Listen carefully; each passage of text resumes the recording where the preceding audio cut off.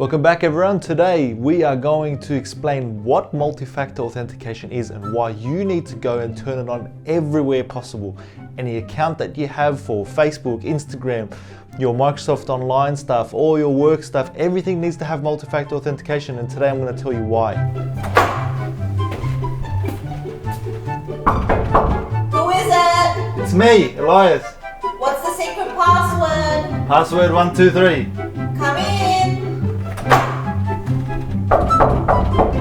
Who is it? Elias. What's the secret password? Password 123. What's the secret code? 1234. Come in. Logging into an application or a service or anything that you log into online is always a two-part process.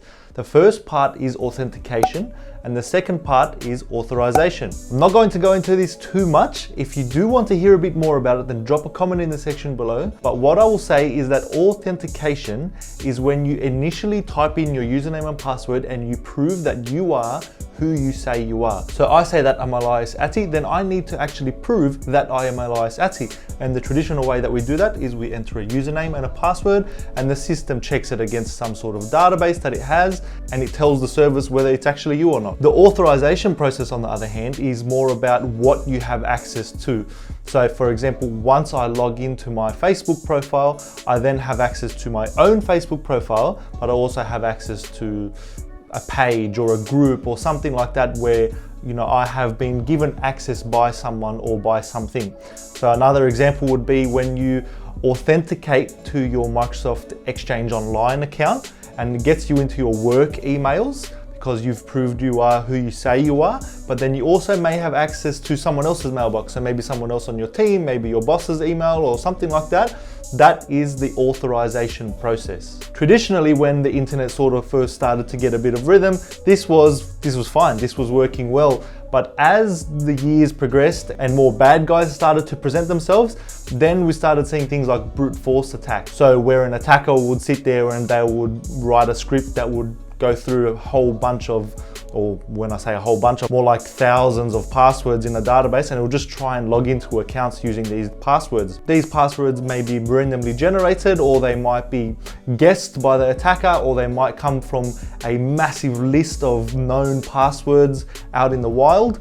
This is a brute force attack. So once we started to see a lot of this issue, then you need to tackle the problem. So people started to make the passwords more complex, and you may remember passwords started to get very strict with the criteria that makes them a complex password. So using a symbol and a capital letter and a lowercase letter and a number, and the list goes on. But sometimes those passwords are just so hard to remember. The users never sort of liked using them, and what would happen is they would set something like password at 1, and then when it's time to reset the password, they make it password at 2, and look, we ended up in the same cycle. We started to get brute force attacks and lots of people getting their passwords compromised, etc. Then came in multi-factor authentication. So traditionally the password is something that you know. So you put in your username, so elias.atti at blah blah blah, and your password, and then your password is something that you know. So multi-factor authentication adds another level to that. So something that you have, or another thing that you know, or something that you are, or something that you're using.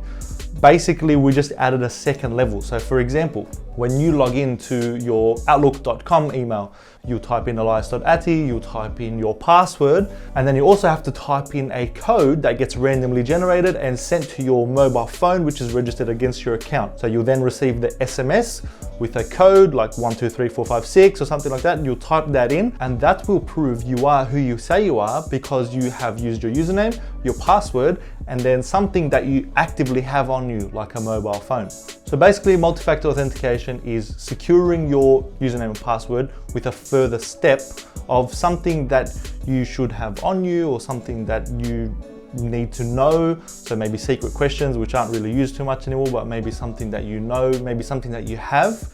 And sometimes we even have biometric things now. So things like fingerprints on your phone, or even those little USB FIDO devices, something like that. That can be a multi-factor authentication device as well. So imagine you are a bad guy now and you've come across a whole bunch of username and passwords on the dark web for live.com.au. Not saying that there is any out there, but let's just use that as an example. So you have a list of 1,000 users and their usernames and their passwords. Now you're going to try and log in. So this is what actually happens. You're going to try and log into all of them. What will happen to the users that have no multi-factor authentication is that the bad actor will log in and they'll successfully be able to get into the account and probably reset a password in there, and they'll claim that account as their own. And don't forget that actors or bad actors, they move laterally. So if they gain access to your emails, there's probably other services, Facebook, Instagram, Twitter, those might be registered against that email address as well, which means that all they have to do is go into Twitter, go into Instagram, go into Facebook, reset your password in there, and they'll receive that password to your email address that they already have access to. Now, if you have multi-factor authentication turned on and that bad actor also uses the username and password, well, you're gonna get a notification on your phone that says you are trying to log in from X or Y. Please enter this code to complete your authentication. And you're gonna go, I'm not logging in, and you're going to decline that request. And that is the reason that everyone needs to turn on multi-factor authentication, no matter where you are, what system you're using, and if it's not available to you on the system that you're using, don't use that system. But if you have to use that system, then you should set a really long, complex password and consistently change that password every X amount of days. And with the knowledge that I have bestowed upon you, now go and turn on MFA on every single account you have, and smash the like button and smash the subscribe button. We'll see you next time. Knock on the door, you say, who is it? I say, Elias. You say, what's the secret password? And I'll say, password 123. You say, come in, and then I'll come in. Come in.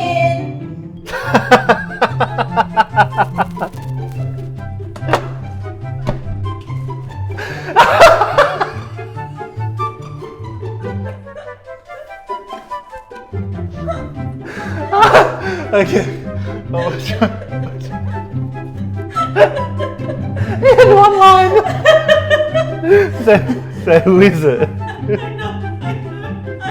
And then what's the secret password?